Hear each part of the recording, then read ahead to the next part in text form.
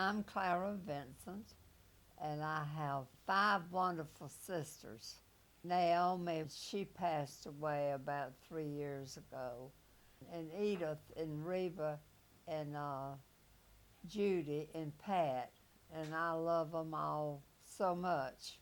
I've written a book called Faces I Remember. It was printed in 2008. I really talk a lot about the peach orchard, and that's why I put the peaches on the front. If you were to give someone a brief summary of the book, how would you describe the book? Well, it was really about my life and how I was raised and how we had to work because we didn't have a brother there to do a lot of the heavy work, and we had to work a lot with peaches, and I've picked cotton and I've done everything just about it on the farm.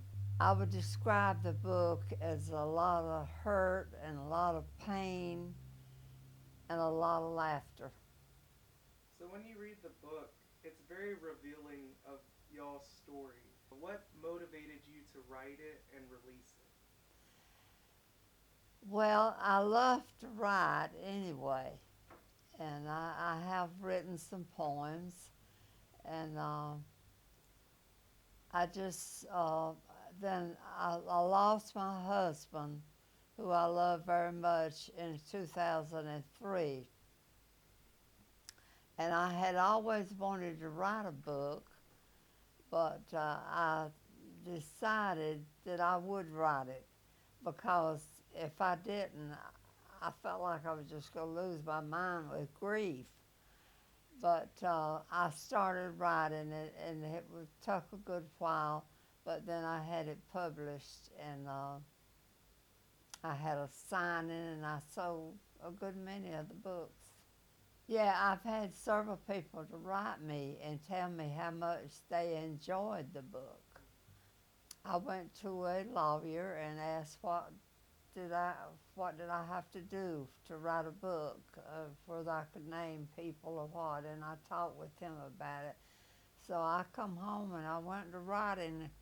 It took a while to write it, but then after I wrote it, I had a one of the teachers to help me correct the English in it, which she was very sweet to do that. And then I had it written down with just a pencil, and I came down to Kathy's, and she typed it off as I read it to her. And we had a lot of sad times and a lot of laughter with that. My daddy was real strict. He was not what you would call a good daddy. Uh, he would tear you up in just a few minutes over. Sometimes he didn't even listen. And I talked it over with my sisters, and they felt the same way I did, and they thought it was a good idea that I write the book. And so some people might not understand why I told a lot on my father, but I wanted it to help somebody else. And and like I said, I got a lot of notes and things how much it had helped them, and some of them had gone through similar experiences. One of the experiences that I remember, the junior senior banquet, uh, the teacher had given me a poem to recite, and it was kind of like in a little play.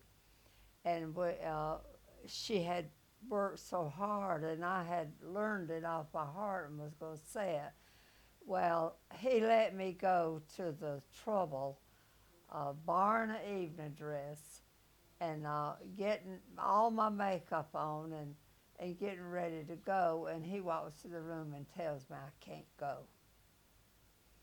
And that was heartbreaking. I went to bed and cried. The reason he didn't want me to go, he had told me that I couldn't invite a boy. Well, that was ridiculous. You know, you couldn't invite somebody to go with you.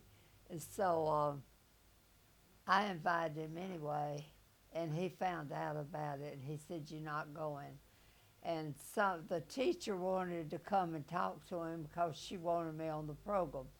Well, one of my cousins knew what I went through, and she said, "I wouldn't advise that." So we didn't go. I cried all night about that, but that's the way it was.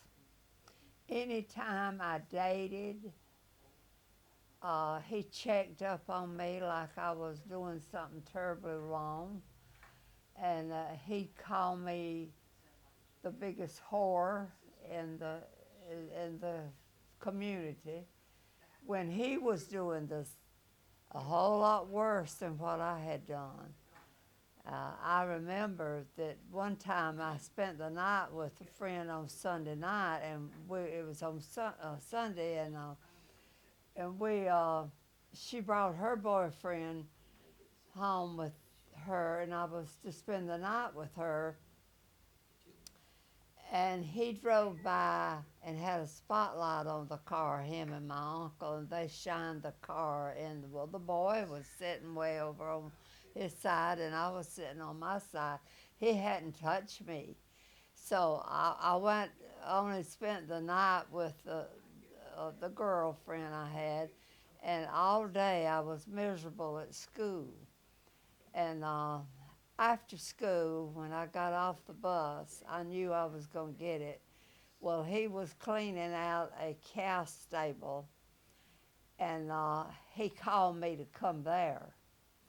And he said, "You go put your books in the house, and you come back in here." No, I had done put the books in the house. That's right. And I had come down there because he had left word for me to come down there by my grandmother. Well, I went down to the stable, and he slapped me so hard I had to reach up and hold the slats between another stable and that stable.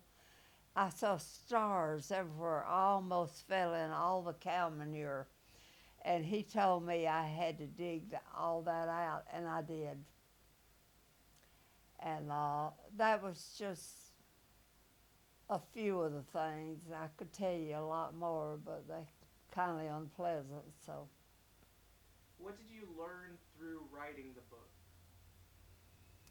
well, I learned that there was a few people that had it wasn't exactly criticism, but I could tell they thought that I shouldn't tell on my daddy. But the ones that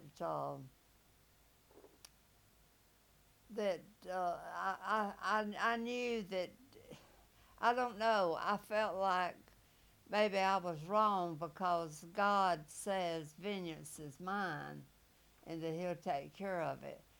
But I wanted people to know what some of the things that we went through. And he was so high and mighty in the church. He lived a double life, and he even wrote letters to one of my girlfriends for me to give to her, and I was so embarrassed I didn't give them to her. I threw them in the toilet hole. We didn't have bathrooms; we had outside toilets, and uh, he just was just awful about it. He did. I reckon he wondered why she never did answer him. She didn't. She was scared of him, and and I was really embarrassed to bring her to my house sometimes. And he had told my mother some stories about her that was not true. And then Mama didn't like her to be us to be friends together, but we live kind of close enough to walk, so we still. She ended up being my sister-in-law.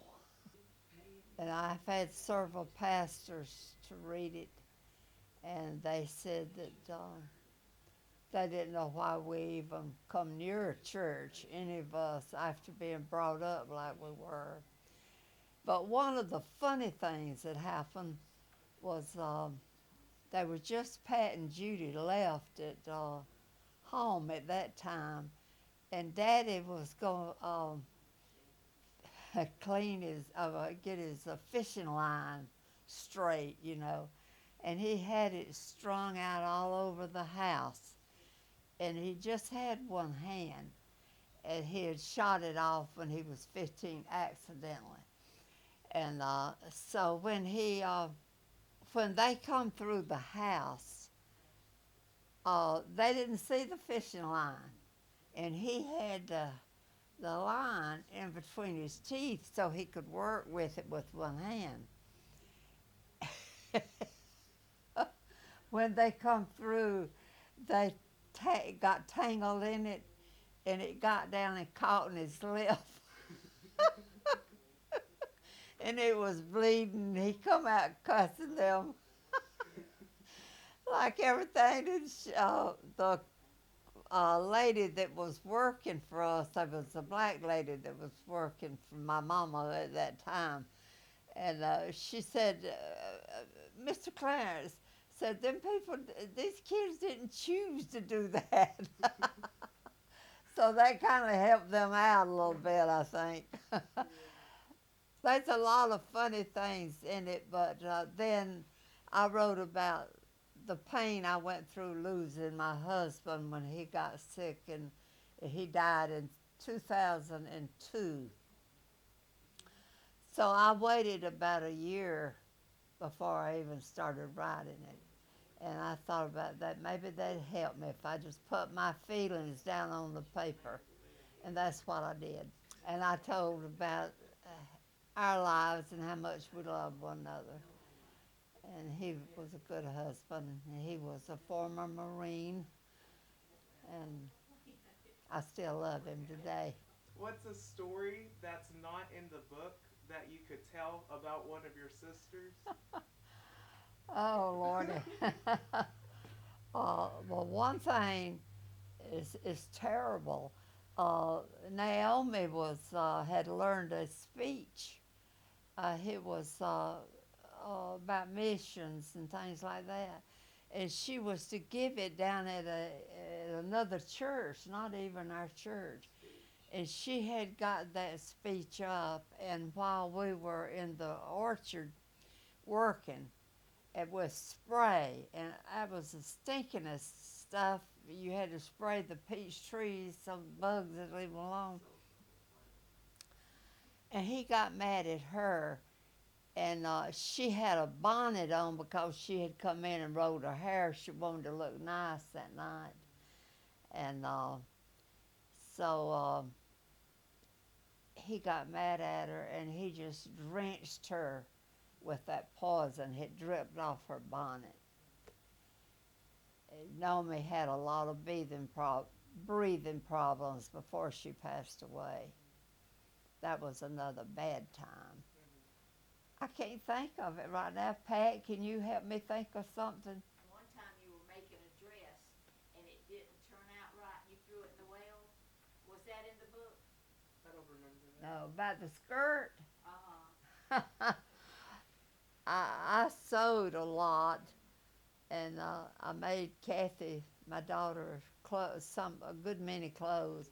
Well, I was gonna make myself a skirt, and I didn't have the pattern, and I laid it down wrong on the cloth, and I had worked with it and sewed it, and it was bulging out, and it was on the bice. It wasn't doing good, and we had a well that we didn't use that had a top on it. It was about this big around. We had a new well done. So I got so outdone with that skirt, I said I would throw this thing in the well if somebody would take the top off. Bill said, no, you wouldn't. I said, yes, I would. He went and took the top off, and I threw it in the well. I didn't worry with it anymore either.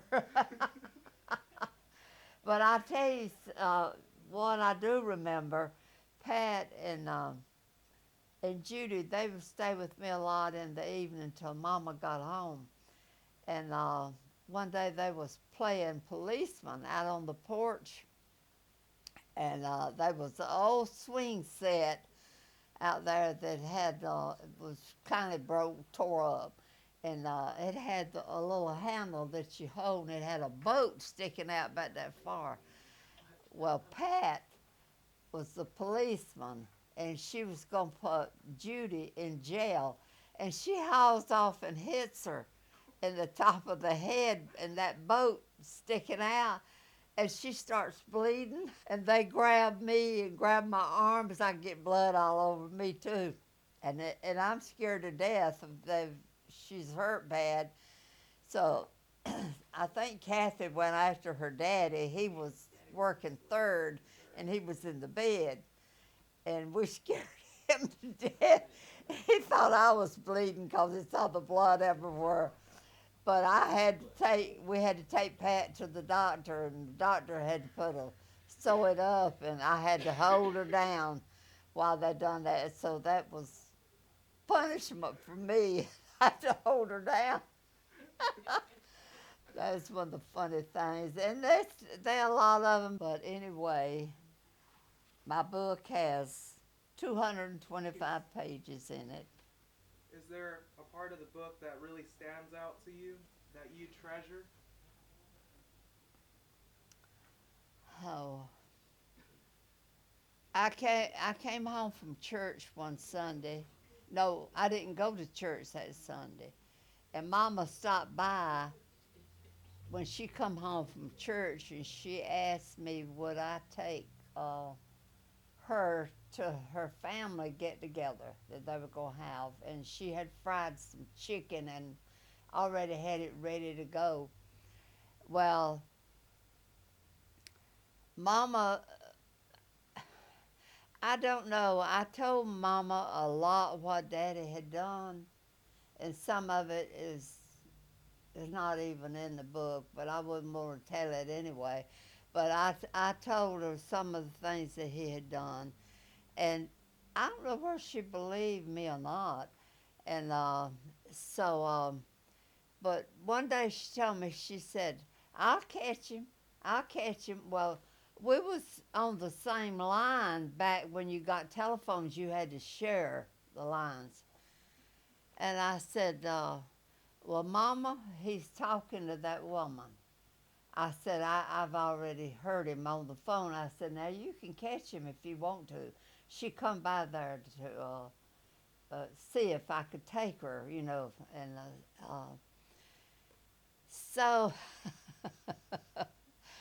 when Mama finally, I guess in a way, I made Mama listen, and she went to the phone, and I showed her how to ease it up, and they were talking, and he told her to come over there. Uh, After Mama left, he was telling her what time he left, and he said, "We'll eat some of this chicken." And the first thing I heard Mama say back to him on the phone, she said, "You leave that chicken alone." I didn't know what on earth she was talking about because she hadn't told me to eat the chicken. And she said, "I'll be home in a few minutes." And he was sitting on the porch crying. He got caught up with. That was made me feel pretty good that day. Like I said, God says vengeance is his, but I took a few away from him that day. I reckon took it in my own hands, I'll put it that way. I had two parts in the book that I thought was really funny. If you want to read it, it's at the page 39. 39, Uh-huh. okay, I And will. it's the second paragraph that's there. One day, Naomi and I had to do some work in the small orchard. We had two orchards. I know what this is now. We had decided to take a break, and we were sitting on the ground talking just like sisters do. I will never forget her little sweet innocent face when she looked at me from under her bonnet and said, "I'll tell you something I heard at school today if you won't tell anybody." "Of course I won't," I said. She said, "At school I heard that a boy and girl were caught behind the school just ministrating together."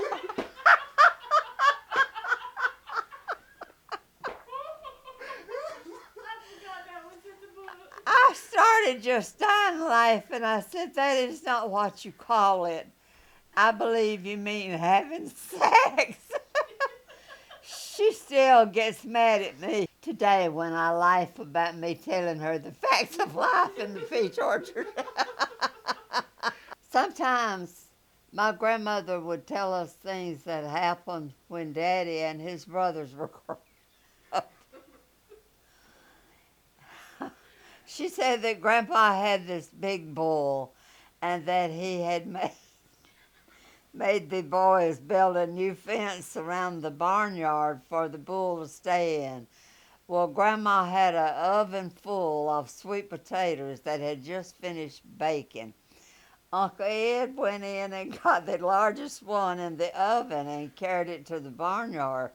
Grandma thought he was planning on eating it, but to her surprise, he broke it half and it was smoking hot, and he raised the bull's tail and stuck the potato right into the bull's rectum.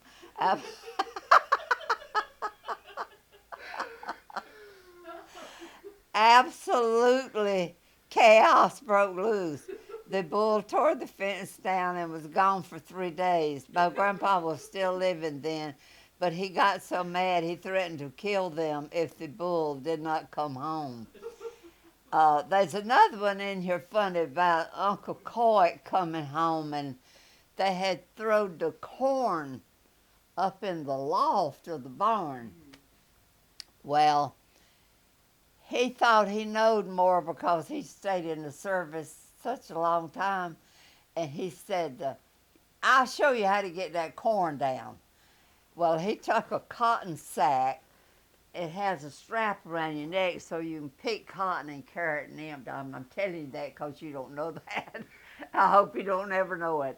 And so he got this sack, and he goes up in the loft of the barn, and he puts the strap around his neck, and he fills it full of corn. He said, "Now, boys, here's how you get the corn down." He didn't know if he didn't take that strap off, he'd go with the corn. So he just flipped and like killed himself. He didn't show nobody nothing. How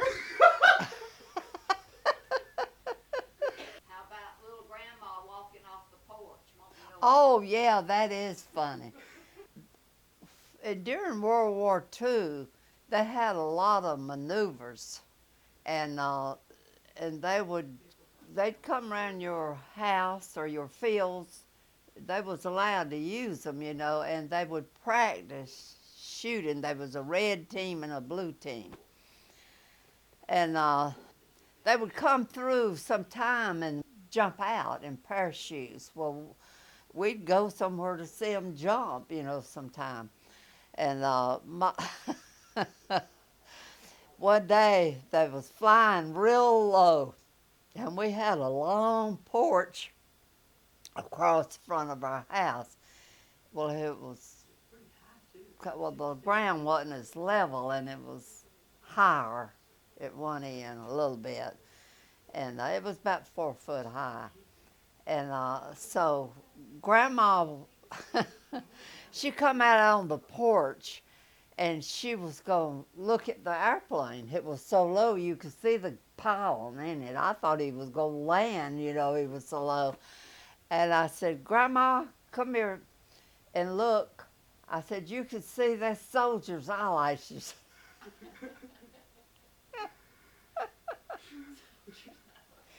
And she come out on the porch, and she was just looking at her walking. And she walked right off the end of that porch looking at that hand. We went running out there and picked her up and drug her to the house. And she couldn't, she really stayed in bed about 2 months. After that, her back was nearly killing her. She didn't try to look at no more airplanes coming in that low. That reminds me of another one. Someone had seen a truck or a car for the first time. It was Grandpa 3, Grandma 3 in a car. Oh yeah, I'll tell you that one. They didn't have bathrooms either, so he wanted to go out to be excused. So he was outside, and Grandma had seen a car, but he had not ever seen a car. So he was out being excused, and he sees he don't know it's a car. It's coming down the road, and it has the big lights on, and it's shining on the telephone wires. And he comes running up the door steps with his breeches around his ankle. So Grandma said that actually happened. I said, Viney, go wake up the kids. They done been put to bed. She said, the devil's coming. And he told her, said, don't you see them two big eyes coming in on the wires? And she said, well, why do you want me to wake up the children if the devil's coming? And about that time, this little old T-Model went jiggling, jiggling, and he just cussed it out. I scared it. Aside from the funny stuff,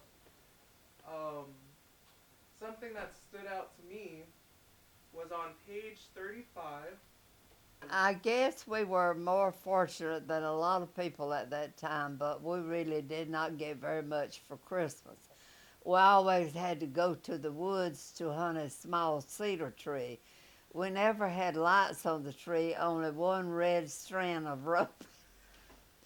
And we would string it all around the tree with a few pieces of tinsel. It was not very pretty. It was not a very pretty tree. To tell the truth, it was plain ugly, and we made do with it with what we had. Daddy and Mama would go to town on Christmas Eve, and Mama would buy everything that we were getting us at one time. Daddy would buy a crate box of apples and oranges. The apples would be wrapped with red tissue paper. Mama would put on a chair our individual Christmas gifts that would consist of a pencil box and crayons and some fruit and some candy. When we were small, we would get a baby doll. Our parents really did the best they could. I remember one time for Christmas, I got a blackboard. When I got up that morning, Daddy had written a poem for me on my board. It was not the poem that touched me, for it was stupid, but it was the fact that he had taken the time to surprise me. I will not forget this poem. The title was Old Dan Tucker. To this day, I still cry when I think of this poem, as ugly and as stupid as the poem was, and as ridiculous as it may seem. It was special to me because for a fleeting moment, my daddy was a real dad. One thing we did have was plenty of food to eat because Mama saw to that. She always had a big garden and would can everything she could. We would always kill hogs, and she would even can sausage. She would salt down the hams, and we ate like rich people. She was forever planning for the future. That first part, I thought it was really interesting because just that one incident was pretty much the only time you got to see your dad as a real daddy. Yeah. And I just thought that was really interesting to see that it was such a small gesture that he did. Yeah. But it really stuck with you because of how different it was from his usual character. Yeah. And then as for your mom, that last part of that paragraph, you said she was forever planning for future days. I really like that because I can see that in all of y'all sisters, and even beyond that, where it's y'all are always mindful of planning for the future. And I know in the Bible we see verses that says to just trust in the Lord, and of course, first and foremost, we trust in Him and depend on Him to provide. But I also think that there's wisdom in us taking our part of responsibility to plan out our days and to be wise with our money and things like that. So I think y'all's mom was very had a very positive influence on y'all by demonstrating through her life of planning for her future days. So I was wondering, do you think like things that you do even up to now where you plan ahead, do you think that was because of your mom's characteristic that kind of was passed on to y'all? Well, I think Mama loved us, and she was good to us, but she was always on Daddy's side. She would stand and iron his clothes when I know she had to know he was going to see some other woman. I don't understand that. I think Mama felt like you had to be a martyr to your husband. You don't have to be that. I could think a lot of things I would have done to him. I could have got a hold of if it had been mine. To begin with, uh, his first woman that I knowed he was going with, they run a store at the schoolhouse. They was this boy that he would hang around with us at recess, and our school kind of went down behind their barn, the one that run the stores, run the store. She was a we kids knew that he was going with her, and her husband was such a sweet old man, and he just let her go, you know. Daddy'd take her to Columbia and anything, anywhere she wanted to go, and Mama let her go. And there was a boy that he was just a boy, and he wanted to buy candy, and so he would go out there and steal her eggs where the hens would lay, and she didn't know it because she couldn't see the barn that good when she was in the store. Take them in there and sell them to her. That tickled the mess out of me when she done that. And he he went out there, and he didn't know why I was laughing and enjoying. He didn't know what she'd done. I didn't tell him, but I was just so glad he'd outsmarted her and sold her them eggs, and we'd watch for him. So we was just as guilty as he was. And if any of them was coming out, we was going to make a certain sound, and he'd have to run and hide.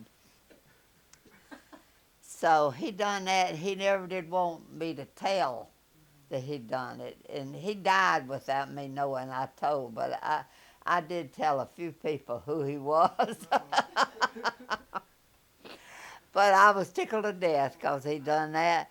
And then later, when Reba was working at the convalescent home, she was in there. The same woman. She's still living. And she'd been there. And I don't know who combed that woman's hair, but I said, I'm going to go in there and speak to her. And they had combed her hair straight out. I went in there and I looked down at her and I thought to myself, buddy, I could read your butt off. But since you're in a nursing home, I won't do it. She said, now who are you? I said, I'm Eva Three's daughter. Oh, Clarence's. That's what she said. That's, boy, how that was a bumper one.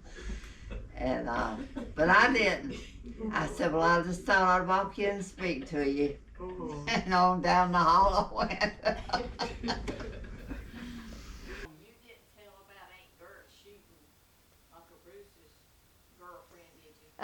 Oh yeah. Well, he bought her a red wool dress, or she bought it one, and they lived up in the mountains, and he made liquor for a living. They called him Sundown, and so she said that he come in a drinking, and oh that I got two stories about that. He come in drinking that time, and he got a razor blade and cut her dress in little strips that's hanging up there. That was some mean boys. And she said he was laying in the bed drunk, and said after he cut it up, and said she thought, well, I wanted to slap him so bad. I think he's too drunk to know it. And she said he kind of sat up on the side of the bed, and said she went over to him and she come around just as hard as she could and slapped him on the face. He jumps up running after her. And she has to go away for several few days. But the other one, he had a girl, but after Uncle Bruce changed, he went down during the revival and gave his heart to the Lord, and he never done nothing like that afterwards, but that I've heard of. But anyway, he had this woman, and this man told Aunt Gertrude, he said, Gert, I can tell you exactly where Bruce is. If you promise me you will never tell him. She said, I'll die before I tell him. So just tell me where he's at. Well, she told her. Well, she goes and she finds him, and they in the car. She's in the front seat, and Uncle Bruce is on the stern wheel. And they was all lovey-dovey, and they was talking about Aunt Gert. When she eases up, he said, that woman said, what if Gert knowed this? And said, Uncle Bruce said, well, Gert don't know, don't hurt her. And Aunt Gert said, the H-E-L-L, it don't. She opened that door and she had a pistol. And then a woman raised her leg up like that, and she shot her right in the straddle.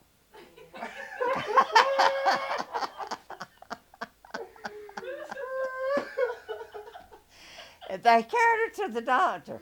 And she said, Aunt Gertrude, Gert, you can get up here in the front ride. And she said, no, you go sit there right into the doctor's office. And they didn't do nothing to Aunt Gertrude. They told her that there ought to be more people like her. They didn't even do a thing.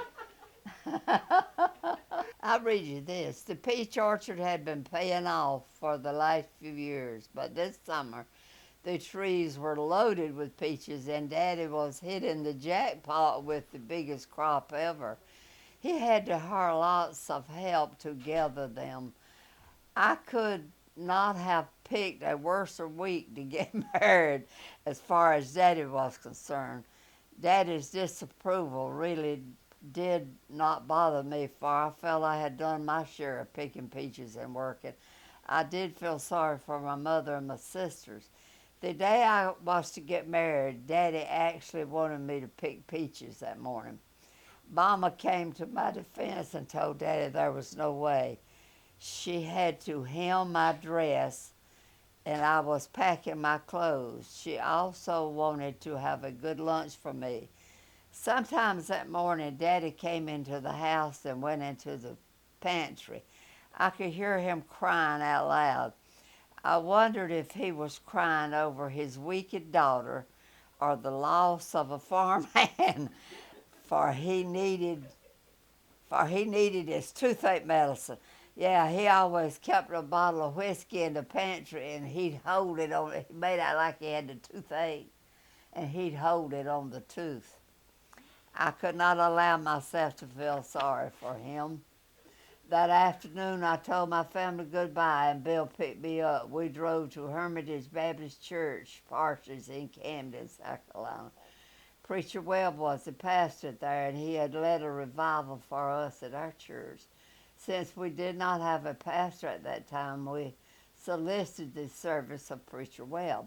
He said he would be glad to perform the wedding ceremony. No one in my family attended our wedding, but Bill's two sisters and their husbands were there. They had to pick pictures. They could come to my wedding. Oh my goodness. I had just turned 17 on the 2nd of July, and Bill turned 25 in January of that year. We knew exactly what we were doing. I knew we could never have a big church wedding, but it really didn't matter to us. It was the happiest day of our lives. I do regret that we forgot to make pictures. God had especially blessed me when He sent Bill into my life. I was getting not only the man I love, but a good man at that. But I also got a double blessing, for this wonderful man was getting me out of the hell I lived in. The only part was leaving my mama and my sisters in it. What is something you would say to someone who relates to your story? He wants to know if you ever ran into someone that had the similar experience that you had in your life. What would you say to them?